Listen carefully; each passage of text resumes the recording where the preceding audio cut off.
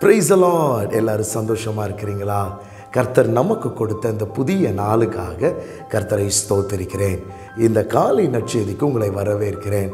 இந்த நாளுக்குரிய வார்த்தையை நாம் கேட்க போகிறோம். சங்கீதம் 102:16 வசனம், திக்கற்றவர்களுடைய ஜெபத்தை அலட்சியம் பண்ணாமல் அவர்கள் விண்ணப்பத்தை அங்கீகரிப்பார். நாம் ஆராதிக்கிற நம்முடைய தேவன் திக்கற்றவர்களை அவர் நேசிக்கிறவராக இருக்கிறார். திக்கற்றவர்களுடைய ஜெபத்தை அவர் ஒரு நாளும் அலட்சியம் பண்ண மாட்டார். திக்கற்றவர்கள் என்று சொல்லும் பொழுது கைவிடப்பட்டவர்களை குறிக்கிறது. பாருங்களேன், நம்முடைய வாழ்க்கையில் நம்ம பார்க்கும் பொழுது அநேக பேரை நம்மால் சந்திக்க முடியும். சில பேர் திக்கற்றவர்களாக இருக்கிறார்கள். சில பேருடைய வாழ்க்கையில் ஒன்றுமே இல்லாத ஒரு சூழ்நிலையில் அவர் காணப்படுகிறார்கள். இந்த திக்கற்றவர்களை பார்த்து வேத வசனத்தின் மூலமாய் கர்த்தர் நமக்கு என்ன சொல்லுகிறார் தெரியுமா?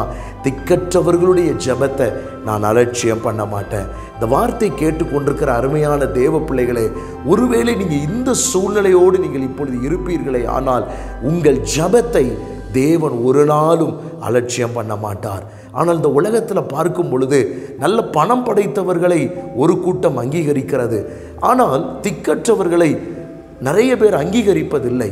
ஆனால் வசனம் சொல்லுகிறது, அவர்கள் கூப்பிடும் விண்ணப்பத்தை தேவன் அங்கீகரிக்கிறவராக இருக்கிறார். எவ்வளவு நல்ல தேவன் நம்முடைய தேவன். வேத புஸ்தகத்தில் வாசிக்கும் பொழுது ஒரு விதவை நியாயாதிபதியின் இடத்தில் நியாயத்திற்காக எஜமான இடத்தில் அவள் கேட்கிறாள், எனக்கு நியாயம் வேணும் நியாயம் வேணும் கேட்கிறாள். பாருங்களேன், அந்த அநீதி உள்ள எஜமானே ஒரு காலத்திலே அவளுக்கு நியாயம் செய்தார். நான் விசுவாசிக்கிறேன், நம்முடைய தேவன் நீதியுள்ள தேவன்.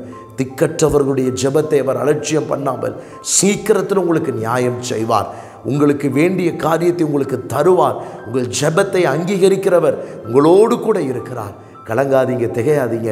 கர்த்தர் உங்கள் ஜெபத்தை அங்கீகரிக்க வல்லவராக இருக்கிறார். உங்களுக்கு ஜெபிக்கிற பரிசுத்த பிதாவே, வார்த்தை கேட்ட ஒவ்வொருவரையும் வார்த்தையின்படி ஆசீர்வதியும். இயேசுவின் நாமத்தில் பிதாவே, ஆமென். God bless you.